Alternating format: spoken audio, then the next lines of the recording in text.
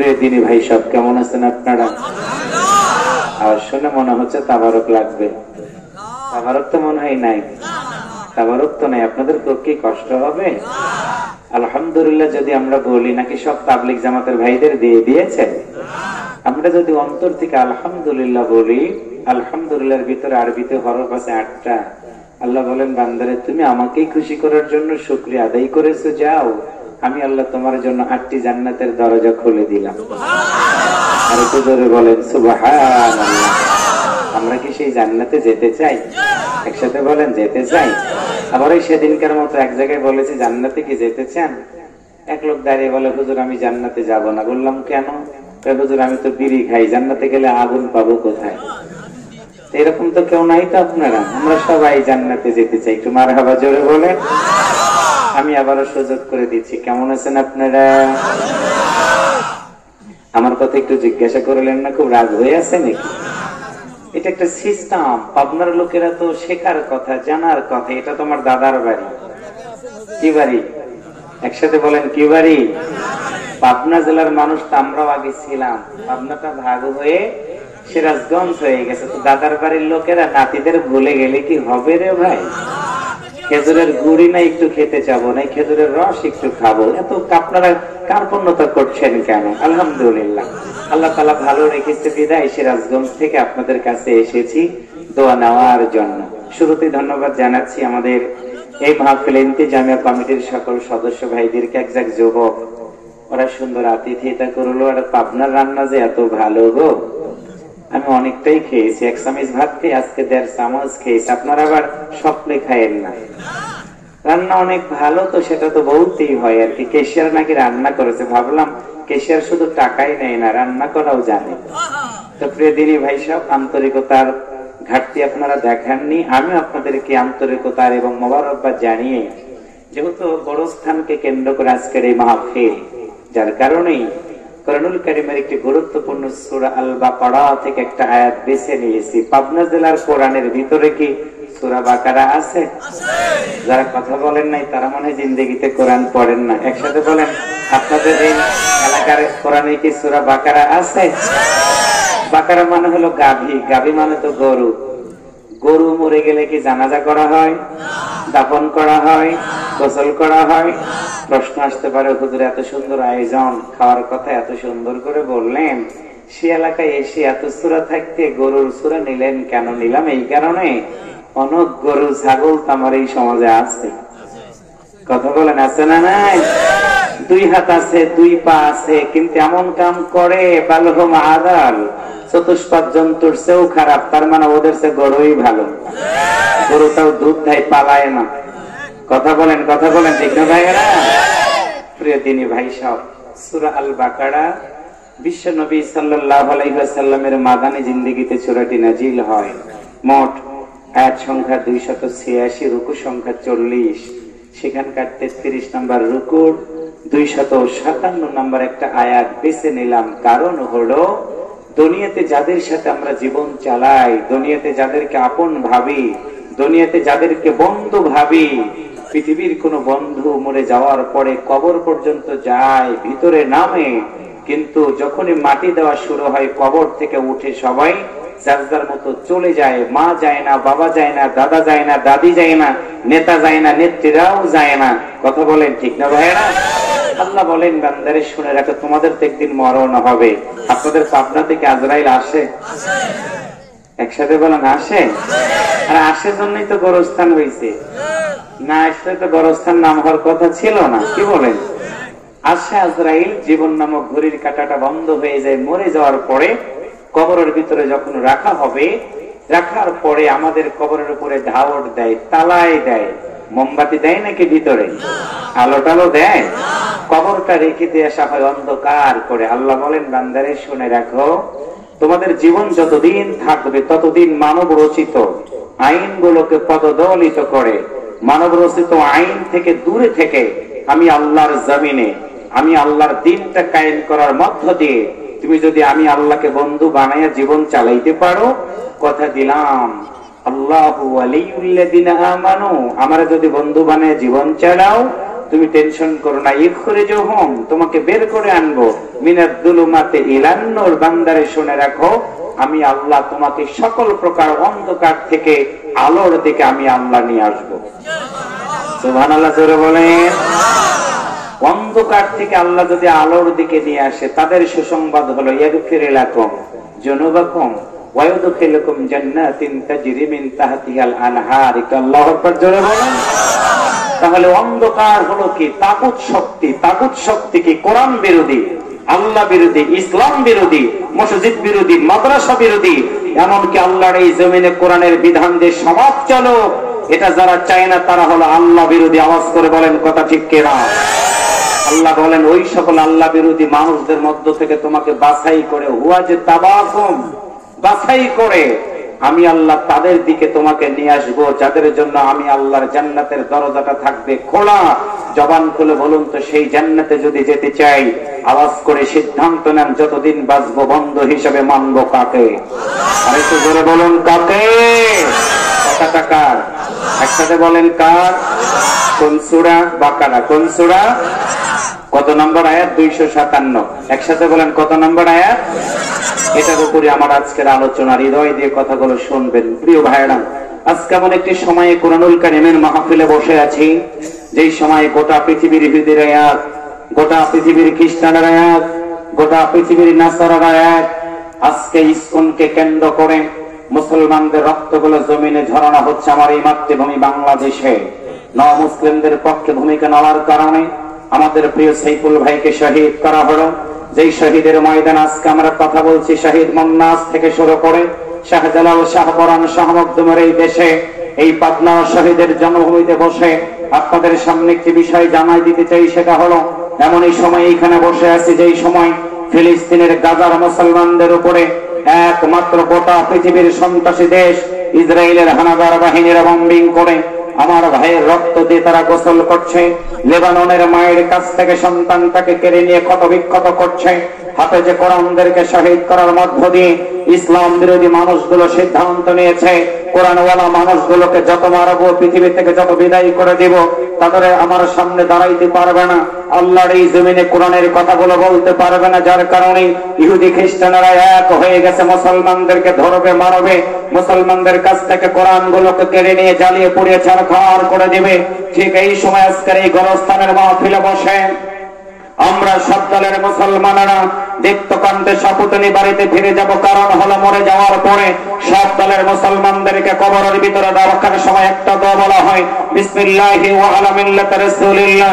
যে রাসূলের উপরে আমার আল্লাহ তাআলা কোরআনটা নাজিল করে দিয়েছেন, সেই কোরআনটা যদি হয় গোটা পৃথিবীর মুসলমানের জন্য সংবিধান, সেই কোরআনের উপরে কেউ যদি আঘাত করে, সেই কোরআনওয়ালা মানুষগুলোকে কেউ যদি পৃথিবী থেকে বিদায় করার মধ্য দিয়ে তারা যদি মনে করে আমরা দীর্ঘদিন ক্ষমতার মস্তদে থাকবো, আমার আল্লাহ তাআলা ফেরাউনকে ছাড়া দেয় নাই, নমরুদকে ছাড়া দেয় নাই।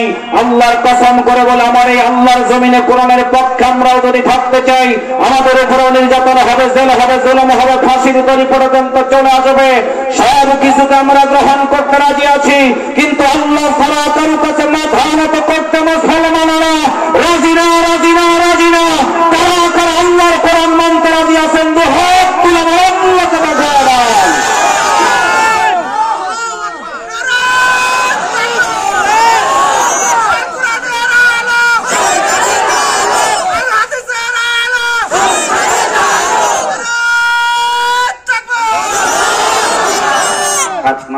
আমরা যেহেতু আল্লাহু আকবার বললাম, আল্লাহু আকবার বলাতে খুশি হয়েছে কে? রাগ করেছে কে? আল্লাহ রাগ করেছে।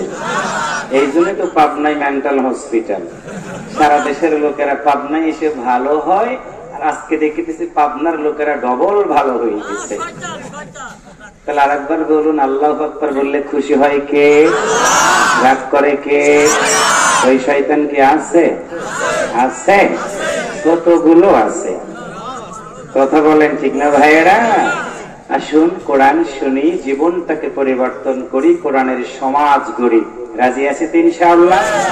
মরার পর আমাদেরকে সোজা করে কবরের ভিতরে নিয়ে যায়, এই হাত সোজা করে, পা সোজা করে, চোখ বন্ধ করে দেয়, মুখের দাঁতগুলো যদি বের হয়ে থাকে সুন্দর করে গামছা দিয়ে বেঁধে দিয়ে সোজা করে দেয়, পা দুইটা সোজা করে দেয়, আমি বলি সারা জীবন কোরআনের পক্ষে চলে নাই, বিপক্ষে যারা চলেছে যত সোজাই করেন না কেন ওরা তো সোজা হবে কবরের ভিতরে ফেরেশতাদের পেটনের কারণে। কথা বলেন ঠিক না ভাইয়েরা? এখন দুনিয়াতেই তো দেখতে পাচ্ছি অনেক কোরআন বিরোধী লোকদের দুনিয়াটাই হয়ে গেছে জাহান্নাম। কথা বলেন, যত পচা ডিম কি যে কপালে মারে রে ভাই, আমরা দেখি আর হাসি।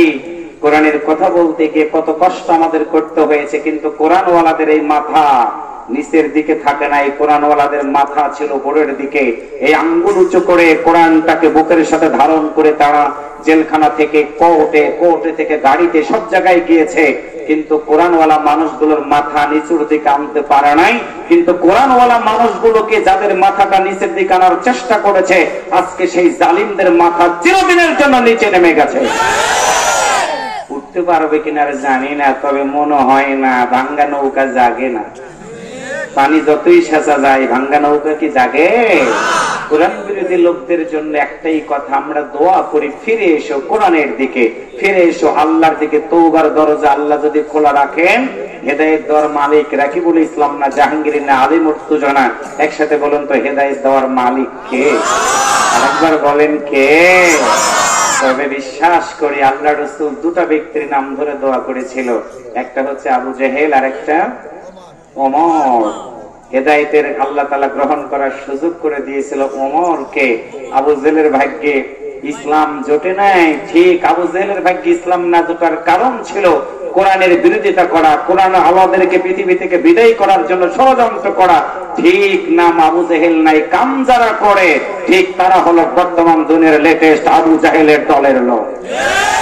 সুতরাং ওরা হচ্ছে গরুর চেয়েও খারাপ। সুতরাং আমরা তাদেরকে বলবো গরুর চরিত্রটাকে পরিবর্তন করে কোরআনের চরিত্রটা গ্রহণ করে মরার পরে সোজা হওয়ার চেয়ে দুনিয়া থাকতেই সোজা হও, তোমাদের জন্য আল্লাহর জান্নাতের দরজা খোলা হয়ে যাবে। সুবহানাল্লাহ বলে। আসুন সেই প্রত্যাশা রেখেই আলোচনার দিকে ফিরে যাচ্ছে। তাহলে বলুন তো, যতদিন বাঁচবো এই পৃথিবীতে বন্ধু হিসেবে মানবো কাকে? আর একবার বলুন কাকে? কথাটা কার? একসাথে বলেন কথাটা কার? কোন সূরা? কত নম্বর আয়াত? 257। কত নম্বর আয়াত? আচ্ছা, বিয়ে করো নাই কারা কারা? একটু হাত তোলো তো দেখি, যুবক আছে না যারা বিয়ে করো নাই? এই সব মনে শেখাটা পাটি বসে আছে গো। আচ্ছা, যারা বিয়ে করো নাই তারা একটু বলো তো আল্লাহু আকবার। যারা বিয়ে করো নাই বলে কইছে আর কি, যারা বিয়ে করো নাই তারা একটু বলো আল্লাহু আকবার। এবার আমরা যারা বিয়ে করেছি, আমাদের বয়স হয়ে গেছে না, দাঁতও পড়ে গেছে, চোখেও কম দেখে, এক জায়গায় দাওয়াত খাচ্ছি, পাশের লোক গরুর গোস্তর হাড্ডি চাবাইতেছে, আমারই পাশে বসছে এক চাচা, তার দাঁত নাই, উনি হাড্ডি খায়, চাচা খালি আফসোস করে। হাড্ডি খাইতে শব্দ হয় না, যদি সিনার হাড্ডিটা হয়। চাচারে বললাম, চাচা আপনি এরকম করতেছেন কেন? কই বাবা শোনো, এক সময় ছিল সুপারি গাছে উঠে সুপারি পেরে দাঁত দিয়ে ভাঙ্গে খেয়েছি, আজকে সেই দাঁতওয়ালা মানুষের দাঁত নাই বাপরে, আর আমার সামনে কেমনে সিনার গোস্ত খায়, আমার যে কি জ্বলা জ্বলে। কোরআন বিরোধী লোকদের এখন খালি জ্বলে। কথা বলেন ঠিক না? যতই লোক লাভ নাই, জ্বলতে জ্বলতে এক সময় আগুন ধরবে, সেই আগুনে জ্বলে পড়ে একদম ধুলায় মিশে যাবে। কথা বলেন ঠিক না? আসুন আমরা যারা বিয়ে করেছি দেখি আমাদের আওয়াজটা কেমন, আমরা একটু দুই হাত তুলি তো দেখি। যারা বিয়ে করেছি, যারা বিয়ে করো নাই তারা হাত তুলো না। আমরা যারা বিয়ে করেছি তারা একটু বলেন তো আল্লাহু আকবার। আরেকবার বলেন তো আল্লাহু আকবার। আওয়াজ কি মনে হয় পাবনার সব মুরব্বিকে আর একটা বিয়ে করা যায়। চাচি আম্মা বলবে কি ব্যাপার, কাক নিয়ে আসলা, আমার বিয়ের কথা কইতেছে। আমরা বুঝাইতেছি বয়স হয়ে গেছে, কিন্তু ইমানি শক্তি দুর্বল, ইমানি শক্তি দুর্বল হয় নাই। কারণ হলো আমরা রক্ত দেওয়া শিখেছি, মরতে শিখেছি, আমরা বাতিলের কাছে মাথা নত করে নাই, প্রাণ ভিক্ষাও চাই নাই। আমরা তো সেই দলের লোক। কথা বলেন ঠিক না ভাইয়েরা? আসুন কোরআন শুনি, কারণ কবরস্থানের মাহফিল, হৃদয়টা দিয়ে প্রাণ দিয়ে কোরআনের কথাগুলো শুনবেন। একদিন মরে যাব, আপনারা কি মরবেন? মরবেন? যেহেতু মরবো, আমরা ভালো হয়ে মরতে চাই, জান্নাতে মৃত্যুটা আমরা নিতে চাই আল্লাহর কাছ থেকে। পড়ুন সবাই মেহেরবানি করে, বিতাড়িত শয়তানের কাছ থেকে পানা চেয়ে নিয়ে আমরা আলোচনার দিকে ফিরে যাচ্ছি। পড়ুন সবাই আমার সাথে জবান খুলে আউযুবিল্লাহ বিসমিল্লাহ অন্তত পড়েন। বিল্লাহি মিনাশ শাইতানির রাজীম বিসমিল্লাহির রাহমানির রাহিম আল্লাহু ওয়ালিয়ুল লাযীনা আমানু ইখরিজুহুম মিনাজ যুলুমাতি ইলান নূর। আরেকটা আওয়াজ করে বলুন। সম্মানিত পাবনাবাসী, বিশ্বনবী সাল্লাল্লাহু আলাইহি ওয়াসাল্লামের মাদানী জিন্দেগিতে সূরাটি নাজিল হয়। মুসলমান আমরা গোরস্থানের মাহফিলে বসে আছি গো। এই জীবন নামক ঘড়ির কাঁটাটা একদিন আমার বন্ধ হয়ে যাবে। আল্লাহ বলেছেন কুল্লু নাফসিন যায়িকাতুল মাউত সুম্মা ইলাইনা তুরজাউন। প্রাণী যেহেতু হয়েছ, মৃত্যুর দরজার মুখোমুখি তোমাকে একদিন দাঁড়ানো লাগবে। মাহফিল আসবো আমি, ড্রাইভারকে বললাম গাড়ি রেডি করো। আপনারাও মাহফিল আসবেন সুন্দর করে, শীতের চাদর, শীতের কাপড়, কোট ব্লেজার পরে এখানে আসলেন, বসলেন। পর্দার আড়ালে মা বোনেরা সুন্দর করে তারা বোরকা পরে চাদর গায়ে দিয়ে মাহফিল আসার প্রস্তুতি গ্রহণ করলো। কিন্তু বলুন তো মৃত্যু আমার কখন হবে, কেমনে হবে? প্রস্তুতি গ্রহণ কি করলাম? কারণ হলো মরে যাওয়ার পরে পৃথিবীর কোন মানুষ কিন্তু আমার কবরের ভিতরে সাথী হবে না। কিতাবের ভিতরে পড়লাম মানুষ মরে যাওয়ার পরে আল্লাহর বান্দারা, প্রতিটা মানুষ যদি খাটের উপরে মারা যায়, ধনী হোক আর গরিব হোক, নেতা হোক আর কর্মী হোক, ফকির হোক আর ধনী মানুষ হোক, লোকটা যদি খাটের উপর থেকে তার জীবন প্রদীপটা নিভে যায় রে ভাই, ওই মানুষটাকে আর খাটের উপর রাখবে না। দুইটা হাত ধরবে একজন, কাদের নিচে একজন হাত দিবি, দুইটা পা ধরে মানুষটাকে আস্তে আস্তে করে আপনারা নিচে বসে আছেন সামিয়ানা পেড়ে, শট পেড়ে। আমার প্রিয় ভাইরা, ঠান্ডা মাটি, দামি মানুষই হোক না কেন রে ভাই, ওই মানুষটাকে কিন্তু সুন্দর করে মাটির উপরে শোয়াই দিবে, উত্তর দিকে মাথা রেখে, মুখটা রাখবে কেবলা দিক করে। কত নিষ্ঠুর মানুষ পড়ে যাওয়ার পরে যখনই খাট থেকে মানুষটাকে নামানো হয়, কিতাবের ভিতরে পড়লাম সর্বপ্রথম মা যদি মারা যায়, সন্তানের দিকে বিনয় করে করে মা কাঁদতে থাকে। বাবা যদি মারা যায়, সন্তানের দিকে তাকায়। স্ত্রী যদি মারা যায়, স্বামীর দিকে তাকায়। দুইটা চোখের পানি ঝরনার মতো করে ছেড়ে দিয়ে কাঁদে। কিন্তু পৃথিবীর মানুষ মৃত ব্যক্তির আহাজারি একটা বারের জন্য এই কান্দে তারা শোনে না। মানুষ মারা যাওয়ার পরে ওই লাশটাকে খাট থেকে যখন মাটিতে শোয়ানো হয়, ডাকতে বলে, কিরে আমার সন্তানের আরে কি হয়ে গেল? আমার হাত আছে কিন্তু হাত দুইটার উঁচু হয় না, কান আছে কান্দি শুনি না আমি, চোখ আছে রে চোখের আলো আমার নাই। সন্তানকে লক্ষ্য করে বলে, আব্বু রে কি হয়ে গেল আমার? আমাকে কেন তোমরা খাট থেকে মাটিতে শোয়াই দিলা? এমন একটা মাটি রে, যে মাটিতে শোয়াই দিলা, একটা বার আমার মাথার নিচে একটা বালিশ পর্যন্ত তোমরা দিলা না। মাথার নিচে বালিশ নাই, কাঁথা নাই।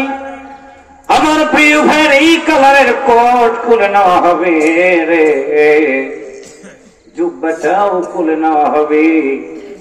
জুব্বাটা যদি টাইট হয়, দোকান থেকে 5 টাকার একটা প্লেট কিনে আনা হবে। কাপড়টা কেটে যখন আমার প্রিয় ভাইরা বডিটা ফাঁকা করা হয়, মসজিদের মাইক দিয়ে ঘোষণা করে বলা হয় অমুক ব্যক্তির পৃথিবীতে নাই, তার অমুক সময় জানাজা নামাজ হবে। এমন সময় সন্তান মায়ের কাছে গিয়ে দাঁড়ায়, সন্তান মায়ের মুখ বরাবর এই কল্লাটা নিয়ে ডাক দিয়ে বলে, দুইটা হাত বাড়ায়।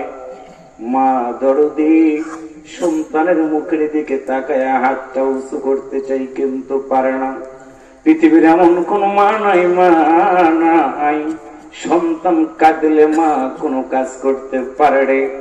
ওই সন্তান মা বলে ডাক দিবে, চিৎকার করে কাঁদবে, সন্তানকে দেখে মা হাত দুইটা উঁচু করে বুকের সাথে জড়ায় ধরতে চাবে, কিন্তু পারবে না।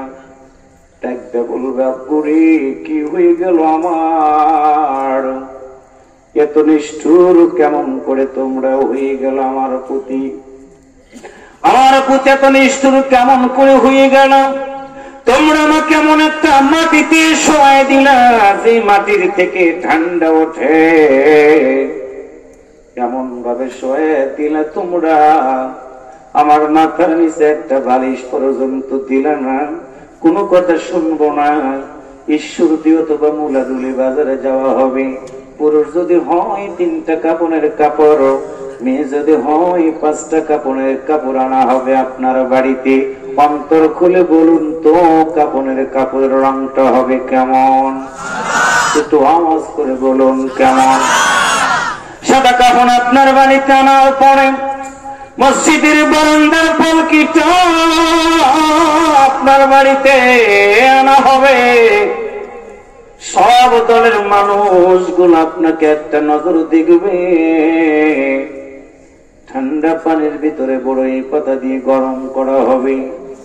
আল্লাহর বান্দার মসজিদের এমন একটা খাট, যে খাটের উপরে একটাও দরজাও নাই, জানালাও নাই, তোশক নাই, জাজিমও নাই। আমি যে বাড়িতে থাকলাম একটু আগে, নতুন বিল্ডিং বাড়ি, নতুন খাট, নতুন বিছানা, জাজিম কত নরম। আল্লাহর বান্দারা, তোমার মতো মানুষটাকে, আমার মতো মানুষটাকে ওই খাটের উপরে উঠাবে, একটা জাজিমও দিবে না, তোশকও দিবে না, কিচ্ছু দিবে না। আমার প্রিয় ভাইরা, ওই খাটে উঠানোর আগে লাশটাকে নিয়ে কালো কাপড় দিয়ে গরম পানিটা যখন ঢালা শুরু করে দিবে রে, কিতাবের ভিতরে পড়লাম, মানুষটাকে লম্বা করে শোয়া দিয়া পরম থেকে কাপড়ের কাপড়টা পরানোর আগে গরম পানিটা যখন মৃত ব্যক্তির শরীরে ঢালে, মৃত ব্যক্তি বিনয় করে করে গোসলকারীদের দিকে লক্ষ্য করে কেঁদে কেঁদে বলে, তোমরা কারা? বুঝতে পেরেছি তোমরা ছাড়া আমার আর আপনার কেউ নই, কেউ নই। তোমরা ছাড়া আমার আর আপনার কেউ নাই, কেউ নাই। তোমাদের একটা কথা বলি রে, পানিটা কত গরম আমি জানি না। পানি যদি বেশি গরম হয়, আমার এই শরীরটার উপরে গরম পানি ঢাললে ফোসকা পড়ে যাবে। যে ফোসকাটা দেখার আমার আজকে কেউ নেই, কেউ নাই। গোসল শেষ করানোর পরে ওই মানুষটাকে খাটের উপরে উঠায়া এই ময়দানে আনা হবে জানাজা নামাজ পড়ানোর জন্য। ইসরাইল সামনে যাবে, জানাজা নামাজ 4টা তাকবীর দিয়ে আমরা বলে দিব। 4 জন মানুষ লাশ কাঁধে করে নিয়ে যাবে গোরস্থানের দিকে। আল্লাহর বান্দারা, রামনাথপুরের মুসলমানেরা, হৃদয় দিয়ে কথাগুলো শুনবা, বুঝবা। 4 জন মানুষ লাশ কাঁধে করে নিয়ে কবরের দিকে যখন যাবে, মৃত ব্যক্তি কবরের দিকে যেতে চাইবে না, যেতে চাইবে না। খাট ভারী হয়ে যাবে। নিষ্ঠুরের মতো মানুষগুলো ওই কবরস্থানে যাওয়ার পরে তোমার নেতা কবরের ভিতরে নামবে না, নামবে না। ইমাম কবরের ভিতরে নেমে যাওয়ার পরে 2টা হাত দিয়ে তোমার মতো মানুষটার লাশ কবরের ভিতরে যখন শোয়ে দিবে রে, মৃত ব্যক্তির বুক বরাবর হাতটা দিয়া এই দোয়াটা যখন বলা হবে, বিসমিল্লাহি ওয়া আলা মিল্লাতি রাসূলিল্লাহ, কিতাবের ভিতরে পড়লাম মুসলমান মানুষ যদি হয় চিৎকার করে ডাক দিয়া বলবে ইমাম।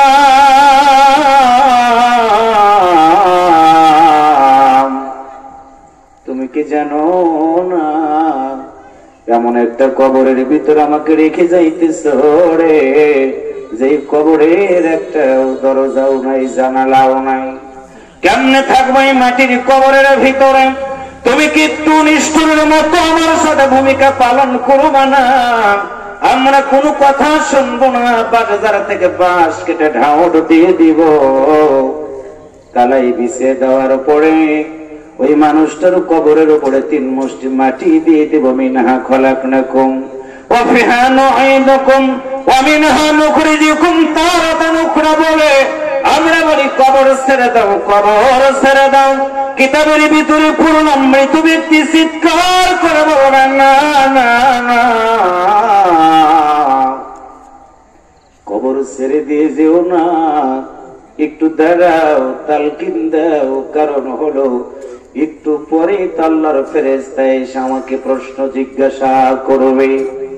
আল্লাহর বান্দারা কবরের ফেরেশতারা কবরের ভিতরে ঢুকবে।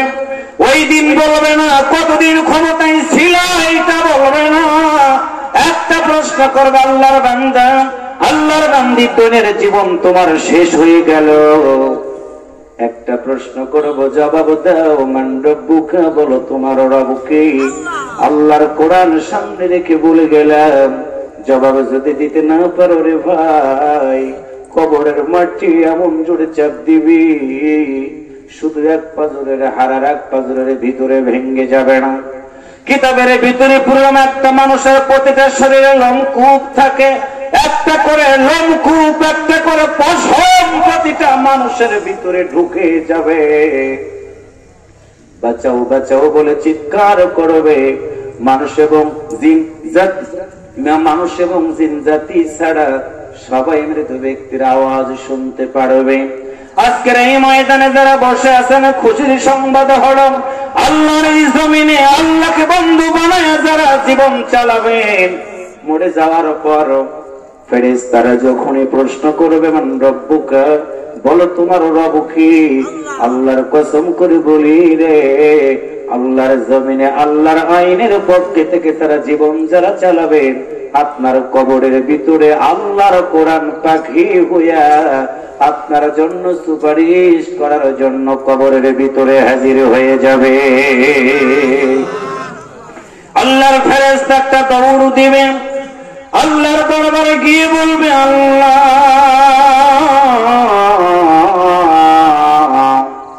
রামনাথপুর কেন্দ্রীয় গোরস্থানের ভিতরে গিয়েছিলাম, তোমার বান্দাকে প্রশ্ন করি আমি, তোমার বান্দা জবাব দেয় না। কোরআন জবাব দেওয়ার জন্য হাজির হয়ে গেল। আল্লাহ বলবে ফেরেশতারা বলো, এটা কি সেই কোরআন যেই কোরআনের জন্য আমার নবী 3টা বছর শিয়াবে আবি তালিবে জেলখানার ভিতরে বন্দী ছিল? ফেরেশতারা বলবে হ্যাঁ। আল্লাহ বলবে বলো তো, এটা কি সেই কোরআন যেই কোরআনের জন্য আমার নবী উহুদের ময়দানে দাঁত দিয়েছিল? এটা কি সেই কোরআন যেই কোরআনের জন্য আমার নবী তাইফের ময়দানে গোটা বডিটা রক্তাক্ত করে দিয়েছিল তাইফের কাফেরেরা? এটা কি সেই কোরআন? ফেরেশতারা বলবে হ্যাঁ। আল্লাহ বলবে বলো তো, এটা কি সেই কোরআন যেই কোরআনটা মানতে গিয়ে আমার বান্দারা ফাঁসির দড়ি পর্যন্ত গলায় নিয়েছিল? ফেরেশতারা বলবে আল্লাহ, এটা সেই কোরআন যেই কোরআন মানতে গিয়ে তোমার বান্দারা জেল খেটেছে, জালিমের জুলুম সহ্য করেছে, হাতের ভিতরে সারাগুলো প্লাস দিয়ে তুলে দিয়েছে। আল্লাহ মাথার উপরে 1000 পরের বাল দিয়া তোমার ইমানদার বান্দাদেরকে ধোকায় ফেলতে চেষ্টা করেছে, হাত কেটে দিয়েছে, পা কেটে দিয়েছে, আল্লাহ এমনকি ফাঁসির দড়ি পর্যন্ত নিয়ে গেছে, কিন্তু তুমি আল্লাহ ছাড়া কারো বন্ধু বানায় নাই। ফেরেশতাদেরকে লক্ষ্য করে আমার আল্লাহ বলবে, আমি আল্লাহর জাতের কসম করে বললাম পৃথিবীর জমিন আমার এই বান্দাটা বেঁচে থাকার সময় আমি আল্লাহকে বন্ধু বানিয়েছে। আল্লাহু ওয়ালিউল্লাযিনা আমানু, আমি আল্লাহ কথা দিলাম আমারে যারা বন্ধু বানাইতে গিয়ে জীবন দিয়েছে রে ফেরেশতারা, আজকে তাদের জন্য সুসংবাদটা দিয়ে দাও। রামনাথপুর কবরস্থানের ভিতরে রেখে গেছে তাকে, তার মা যায় নাই কবরের ভিতরে, তার বাবা যায় নাই কবরের ভিতরে, তার আত্মীয় স্বজন যায় নাই কবরের ভিতরে। আমি আল্লাহ ওয়াদা দিয়েছিলাম, ওয়াদাল্লাহুল্লাযীনা আমানু ওয়া আমিলুস সলিহাতি লাহুম মাগফিরাতুন ওয়া আজরুন আযীম। আমি আল্লাহ কথা দিয়েছিলাম ঈমানদার যারা হবে, আমলে সালেহ যারা করবে, আমি আল্লাহ তাদেরকে ক্ষমা করে দিয়ে জান্নাতের মেহমান বানায় দিয়ে দিব। ও ফেরেশতারা শুনে নাও, আমি আল্লাহর কসম করে বললাম রে, আমার যেই বান্দাটা কোরআন মানতে গিয়ে জীবন যৌবন সব দিয়েছে, আজকে তার আর কোনো প্রশ্ন করবা না, প্রশ্ন করবা না। আমি আল্লাহ একটা আদেশ করে দিয়ে দিলাম, আমার ওই বান্দা বান্দির কবর আযাব মাফ করে দিয়ে তাদের কবরটা জান্নাত পর্যন্ত প্রশস্ততা দান করে দিয়ে দাও। আর একটু আওয়াজ করে বলুন সুবহানাল্লাহ। আল্লাহর বান্দারা একসাথে বলুন তো, একদিন মরে যাব আমরা, মরে যাওয়ার পরে আল্লাহর যদি ওই জান্নাতে যেতে চাই, আওয়াজ করে বলুন তো বন্ধু হিসাবে মানবো কাকে? একসাথে বলেন কাকে? আল্লাহ বলেন বান্দারে শুনে রাখো, আমার যখন বন্ধু বানাবা। এই কালো কোটলা ভাই, ডান দিকে ভাই, কি সমস্যা? 3 নম্বরের সাপ দিনাজপুরের মতো আবার বলেন না হুজুর। আমি বলেছি ভাই কি ব্যাপার দাঁড়াচ্ছেন কেন? হুজুর 3 নম্বরের খুব সাপ। বললাম 3 নম্বরটা কি? 1 তো বুঝি 2 তো বুঝি। হুজুর 3 নম্বর মানে হলো বিড়ির নেশা উঠে গেছে। এরকম উঠছে নাকি নেশা আপনাদের? হৃদয় দিয়ে বক্তব্য গুলো শুনবেন। কই যাইবেন? আপনার মা না কবরে? কই যাইবেন? আপনার বাবা না কবরে? লজ্জা থাকা উচিত আপনার, যাদেরকে বাবা মা মরে যাওয়ার পরে সেই পিতা মাতার জন্য দোয়া না করে রাস্তায় ঘুরে বাড়িতে ঘুমায়। আল্লাহর কসম করে বলে, তোমরা মরে গেলে তোমার সন্তানরাও তোমার জন্য দোয়া করবে না। কারণ হলো আগ হাল যেদিকে যায় পিছনের হাল। তুমি তোমার বাবাকে ফাঁকি দিবা, রব্বির হামহুমা কইতে তোমার ইচ্ছে করে না।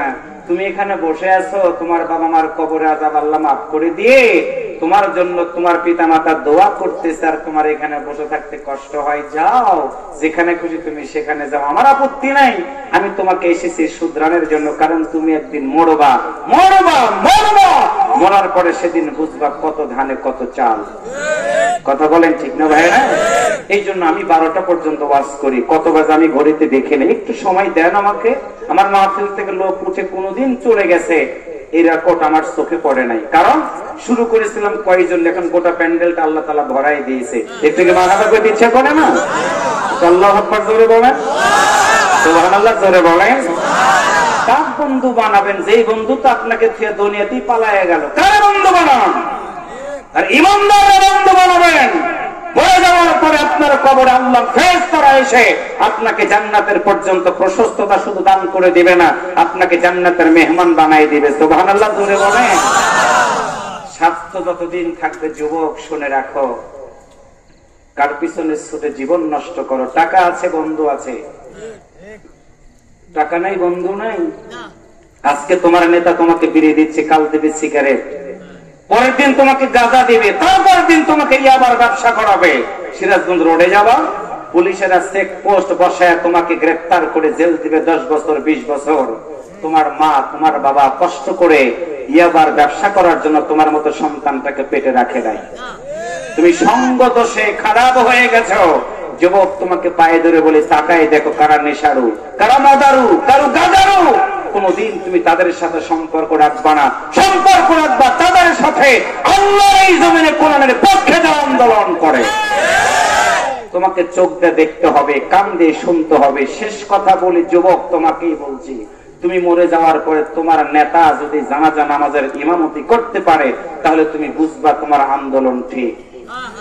কিন্তু এমন নেতার পিছনে আন্দোলন করো না ওযু ছাড়া জানাজা নামাজ পড়ে, ওযু ছাড়া নামাজে দাঁড়ায়। নির্বাচন আসলে কয়েকত নামাজ কয়েকত পড়ে কর্মী জিজ্ঞাসা করে, ভাই আসরের নামাজ একটু আগেই পড়লেন, কয় 4-5 বার পর্যন্ত পড়া যায়, বেলা তো এখনো আছে। যেখানে নামাজ সেখানেই দাঁড়ায় যায়, এটা হচ্ছে ধর্ম ব্যবসায়ী। কথা বলেন ঠিক না ভাইয়া?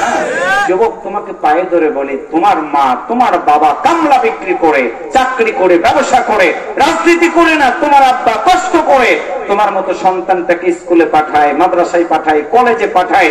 তুমি আদর্শ সন্তান হয়ে বাড়িতে ফিরে আসবা, শেষ অবলম্বন হলো তোমার মা তোমার বাবা মরে যাবে, তুমি লাশটাকে কাঁধে করে নিয়ে কবরের দিকে যাবা, মাটি দিবা, দোয়া করবা, রব্বির হামহুমা কামা রাব্বায়ানি সগীরা বলবা। আল্লাহ বলে, বান্দারে শুনে রাখো, তুমি যখন তোমার মায়ের জন্য বাবার জন্য এই দুইটা চোখের পানি ছেড়ে কাঁদতে পারো, আমি আল্লাহ বলি তোমার চোখের পানি নাকের ডগায় আসার আগেই তোমার মা বাবার কবরে আযাব মাফ করে দিয়েছি। যুবক, তুমি কি শুনবা আজকে বলো তো দেখি? কার দিকে ছুটবা, কার পিছনে যাও? তোমার মায়ের কথা তুমি একটাবার চিন্তা করলে না? আজকে তোমার বন্ধু আজকে ইতিহাস সাক্ষ্য হয়ে আছে, আরে 100 টাকার জন্য বন্ধু হয়ে বন্ধুকে খুন করে, 500 টাকার জন্য আমাদের এই দেশের সন্তানেরা আপন মাকে বটি দিয়ে হত্যা করে গাঁজার টাকা না দেওয়ার কারণে। যুবক, তুমি কেন গাঁজা খাও, কেন মদ খাও, কেন ইয়াবা খাও? কারণ তোমার বন্ধু তোমাকে সেই দিকে নিয়ে গেছে। এটা তোমার জীবন না, ওই গাঁজারও মদারও নেশারও বন্ধুরা তোমার জীবন নিবে, যৌবন নিবে, সুযোগ পেলে তোমাকে পৃথিবী থেকে বিদায় করে দিয়ে তোমার মাকে কষ্ট দিবে। তুমি তো জানো না, মেডিকেল সায়েন্স প্রমাণ করে দিয়েছে প্রতিটা সন্তান একটা মায়ের পেটের ভিতরে 36 থেকে 40 সপ্তাহ পর্যন্ত অবস্থান করার সময় মায়ের খাওয়াটাকে আল্লাহ তাআলা বন্ধ করে দিয়ে তোমার মতো সন্তানটাকে আমার আল্লাহ তাআলা মায়ের পেটের ভিতরে সুরক্ষিত করার মধ্য দিয়ে সন্তানটাকে বড় বানায়। সেই সন্তান তুমি বড় হয়ে যদি হও গাজারু, যদি হও মদারু, কেমন তোমার জীবন চালাবা? ফিরে এসো কোরআনের দিকে। কাউকে বন্ধু বানাবে না, বন্ধু বানাবে একজনকে। একসাথে বলেন তো তিনি কে? আর একটু জোরে বলেন কে? আল্লাহু ওয়ালিয়ুল্লাযীনা আমানু ইখরিজুহুম মিনাজ-যুলুমাতি ইলান-নূর।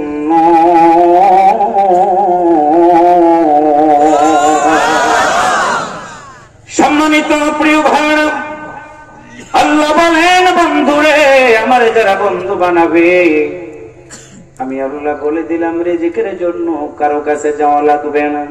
একসাথে বলেন তো, রিজিক আমাদের যিনি দেয় তিনি কে? আল্লাযী জাআলা লাকুমুল আরদা ফিরাশাও ওয়াস-সামাআ বিনাআন ওয়া আনসালা মিনাস-সামা'i মাআন فأخرج به من الثمرات رزقا لكم فلا تجعلوا لله أندادا وأنتم تعلمون।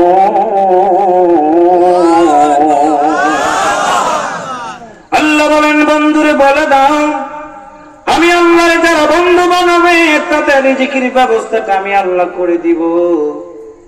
আপনারা ভাইয়েরা, আপনারা সুন্দর করে কুশলের আবাদ করেন। ঈশ্বরদীর ভাইয়েরা, আল্লাহ তাআলা আপনাদেরকে সুন্দর করে লিচুর বাগানের ব্যবস্থাটা করে দিয়েছে। বরিশালে যান ইলিশ মাছ, চাঁপাইনবাবগঞ্জে যান সুন্দর করে আম। এক একটা জেলার মানুষগুলোকে এক একটা ফসল দিয়ে রিজিকের ব্যবস্থাটা যিনি করে দেয়, একসাথে বলুন তো, যতদিন বাঁচবো সেই আল্লাহরে কি বন্ধু বানানো দরকার আছে না নাই? আমার প্রিয় যুবকেরা, তরুণেরা, শোনো না, আল্লাহর যদি বন্ধু না বানাও, তোমার জীবন নামক ঘরের কাঁটাটা যেদিন বন্ধ হয়ে যাবে, কবরের ভিতরে তোমাকে থাকতে হবে কতকাল? বাংলাদেশের মানুষের গড় আয়ু হলো 60 থেকে 70 বছর, কিন্তু মরে যাওয়ার পরে তোমার আলমে বরজাকের জীবন শুরু হবে কতদিন? কতদিন? একটা বার তুমি কোনদিন তো হিসাব করে দেখলা না? আল্লাহর বান্দারা, আল্লাহর নবীর সাহাবীরা জান্নাতি, আমি রাকিবুল জান্নাতে যাব কোনো গ্যারান্টি নাই, জাহাঙ্গীর ভাই জান্নাতে যাবে গ্যারান্টি নাই, সভাপতি জান্নাতে যাবে গ্যারান্টি নাই। কিন্তু আল্লাহর নবীর সাহাবীরা রাদিয়াল্লাহু আনহুম ওয়া রাদওয়ান, আল্লাহ তাআলা যাদের প্রতি রাজি এবং খুশি, আমার প্রিয় ভাইরা, আল্লাহর প্রতি যারা রাজি এবং খুশি, ওই সকল মানুষগুলো মৃত্যুর কথা স্মরণ করে করে চোখের পানি ছেড়ে দিয়ে দিয়ে তারা গালের দুইটা ঘা করে ফেলে দিয়েছে। আমাদের মনে তো শক্ত হয়ে গেছে রে, কোরআনের মাহফিলে বসলে মনটা নরম হয় না, তাহাজ্জুদের নামাজে দাঁড়াইলে মনটা নরম হয় না, সালাতে দাঁড়াইলে মনটা নরম হয় না। কিন্তু মনে রাখবে একটা কথা, কিয়ামতের ময়দানে তোমার এক ফোঁটা চোখের পানি আল্লাহর কাছে অনেক দাম, অনেক দাম। আল্লাহু আকবার জোরে বলেন। সম্মানিত প্রিয় যুবকেরা, সম্মানিত মা বোনেরা, আল্লাহর যারা বন্ধুগণে জীবন চালাবো, আমার আল্লাহ সেদিন বলবে বান্দারে তোমার জীবন শেষ হয়ে গেছে, আমি তোমারে জান্নাত দিয়ে দিলাম। দুনিয়াতে জান্নাতি সন্তান যারা মারে ভুলে না, বাবারে ভুলে না, জান্নাতি সন্তানও ঠিক জান্নাতের দরজার সামনে গিয়ে থমকে দাঁড়ায় যাবে। আল্লাহর ফেরেশতারা বলবে, কিরে আল্লাহর বান্দা, জান্নাতের দরজাতে গিয়ে তুমি কেন জান্নাতের ভিতরে কদম দাও না, কদম দাও না? জান্নাতি মানুষটা আল্লাহর জান্নাতের দরজার সামনে দাঁড়ায় পিছন দিক করে তাকাবি, দুইটা চোখ ভিজে যাবে। আল্লাহর ফেরেশতারা বলবে, জান্নাতে যাওয়ার জন্য মানুষ পাগল হয়ে যায়, তুমি কেন জান্নাতের ভিতরে যাও না?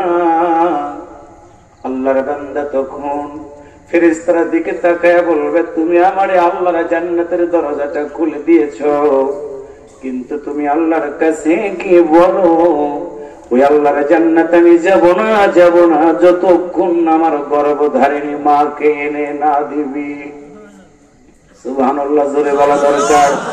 আপনারা কি মাকে নিয়ে জান্নাতে যেতে চান কিনা? আর একটু জোরে বলেন, যান কিনা? আল্লাহর ফেরেশতারা বলবে, কিরে আল্লাহর বান্দা, আজকে সবাই ইয়া নাফসি ইয়া নাফসি বলে, তুমি কেন তোমার মায়ের কথাটা বললাম?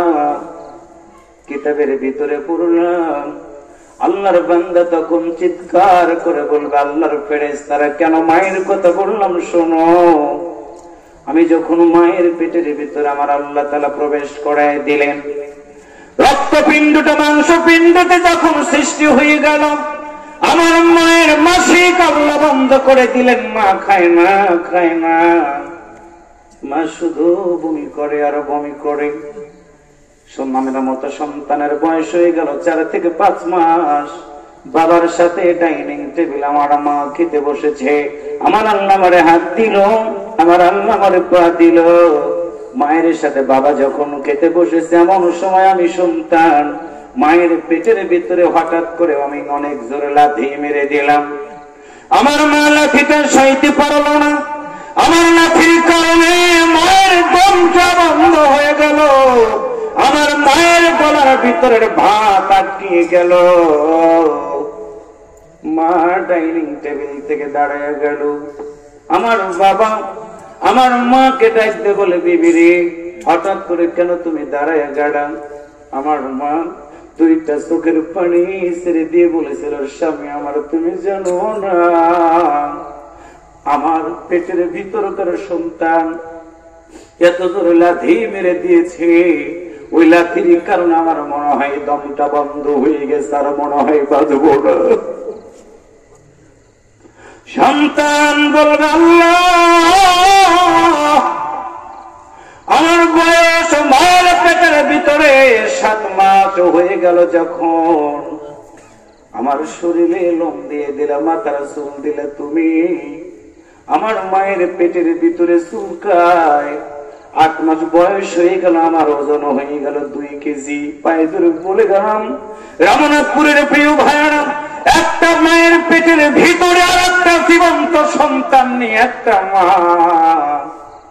1 দিন না 2 দিন না 10টা মাস পেটের ভিতরে নিয়ে আমার মতো সন্তানটাকে ঘুরে বেড়ায়, ঘুরে বেড়ায়।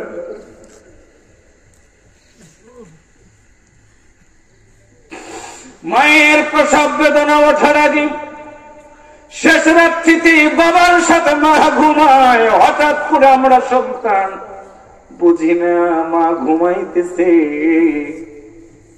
জোরে লাথি মেরে দিয়েছি, 1-এর পর 1, 2, 3টা বাবা পাশে ঘুমায়, মায়ের কান্না যদি করে রে, বাবার ঘুমটা ভেঙে যাবে। বাবা সারাদিন চাকরি করেছে, ব্যবসা করেছে, কামলা বিক্রি করেছে, মাইটা বুঝে বাবার ঘুমটা যেন না ভাঙে। ওই সময় বাবার কাছ থেকে মা উঠে গিয়ে বারান্দা দিয়ে হাঁটে। রাত শেষ হয়ে যায়, মুয়াজ্জিন আযান দিয়ে দেয় যখন, বাবার ঘুমটা ভেঙে গিয়ে বিছানার পাশে হাত দিয়ে দেখে আমার মা বিছানাতে নাই। মা বিছানাতে নাই। এমন সময় বাবা খুঁজতে ঘরের দরজাটা খোলা, একবার ভাবে চোর এসেছে, আর একবার ভাবে মনে হয় বাইরে গেছে। বারান্দাতে গিয়ে দেখে আমার মা একবার বসে একবার দাঁড়ায়, একবার বসে একবার দাঁড়ায়। আমার বাবা আমার মাকে জড়িয়ে ধরে বলে, বিবি রে, একবার বসে একবার কেন দাঁড়াও, তুমি কি বলবা না? আমার মা আমার বাবাকে জড়িয়ে ধরে বলেছিল, স্বামী আমার তোমার সন্তান আমার পেটের ভিতরে আজকে এত জোরে লাথি মেরেছে, আমার দম বন্ধ হয়ে গেছে, আমার মনে হয় বাঁচব না। আমার বাবার দুইটা পা ধরে বিনয় করে করে কাঁদে আর বলে, স্বামী আমার, আল্লাহর রাস্তায় তুমি আমারে মাফ করে দাও, মাফ করে দাও। এমন সময় আমার বাবা আমার মায়ের মাথায় হাত দিয়ে বলে, বিবি রে, 8 মাস পার হয়ে গেছে, আর 2টা মাস তুমি যদি অপেক্ষা করো, এই সন্তানের দিন তোমারে ডাকতে বলবে মা, আমারে বলবে আব্বা, 10 মাসের কষ্ট সব ভুলে যাব আমরা, 2টা মাস অপেক্ষা করো। সন্তান বলবে, আল্লাহ, আমার মা আমার মতো সন্তানটাকে পেটের ভিতরে ধারণ করে আবার ঘরের ভিতরে যায়, আমার মা ঘুমায় না, ঘুমায় না। 10 মাস বয়স হয়ে গেল, আল্লাহ বলে, ফেরেশতারা রে, আমার বান্দাটাকে দুনিয়াতে আমি আল্লাহ পাঠাবো। ফেরেশতারা এসে মায়ের পেটের ভিতরে একটু ধাক্কা দেয়। কিতাবের ভিতরে পড়লাম, সন্তান প্রসব করার আগে আমরা সন্তান আমাদের বৃদ্ধ আঙ্গুলি দিয়ে রে প্রতিটা মায়ের কলিজাতে 3টা জোরে জোরে লাথি মারি, এক একটা লাথি মনে হয় মায়ের জন্য এক একটা কিয়ামত, এক একটা লাথি মনে হয় মায়ের জন্য কিয়ামত।